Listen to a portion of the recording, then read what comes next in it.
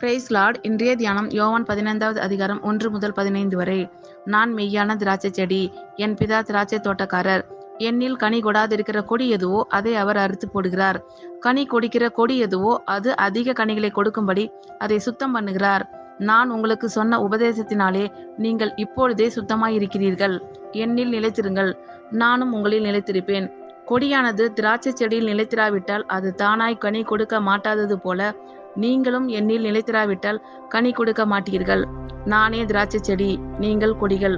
ஒருவன் என்னிலும் நான் அவனிலும் நிலைத்திருந்தால் அவன் மிகுந்த கனிகளை கொடுப்பான். என்னை அல்லாமல் உங்களால் ஒன்றும் செய்யக்கூடாது. ஒருவன் என்னில் நிலைத்திராவிட்டால் வெளியே எரிவுண்ட கொடியைப் போல அவன் எரிவுண்டு உலர்ந்து போவான். அப்படிப்பட்டவைகளை சேர்த்து அக்கினியிலே போடுகிறார்கள், அவைகள் எரிந்து போம். நீங்கள் என்னிலும் என் வார்த்தைகள் உங்களிலும் நிலைத்திருந்தால் நீங்கள் கேட்டுக்கொள்வது எதுவோ அது உங்களுக்கு செய்யப்படும். நீங்கள் மிகுந்த கனிகளை கொடுப்பதினால் என் பிதா மகிமைப்படுவார். எனக்கும் சீஷராய் இருப்பீர்கள். பிதா என்னில் அன்பாய் இருக்கிறது போல நானும் உங்களில் அன்பாய் இருக்கிறேன். என்னுடைய அன்பிலே நிலைத்திருங்கள்.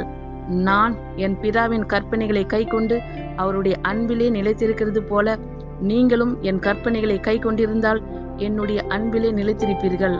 என்னுடைய சந்தோஷம் உங்களில் நிலைத்திருக்கும்படிக்கும் உங்கள் சந்தோஷம் நிறைவாய் இருக்கும்படிக்கும் இவைகளை உங்களுக்கு சொன்னேன்.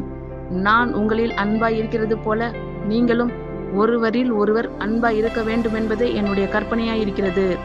ஒருவன் தன் சிநேகிதருக்காக தன் ஜீவனை கொடுக்கிற அன்பிலும் அதிகமான அன்பு ஒருவரிடத்திலும் இல்லை. நான் உங்களுக்கு கற்பிக்கிற யாவையும் நீங்கள் செய்வீர்களானால் என் சிநேகிதராய் இருப்பீர்கள். இனி நான் உங்களை ஊழியக்காரர் என்று சொல்லுகிறதில்லை. ஊழியக்காரன் தன் எஜமான் செய்கிறதை அறிய மாட்டான். நான் உங்களை சிநேகிதரன் என்றேன். ஏனெனில் என் பிதாவினிடத்தில் நான் கேள்விப்பட்ட எல்லாவற்றையும் உங்களுக்கு அறிவித்தேன். ஆமென். கர்த்தர் உங்கள் அனைவரையும் ஆசீர்வதிப்பாராக. God bless you all.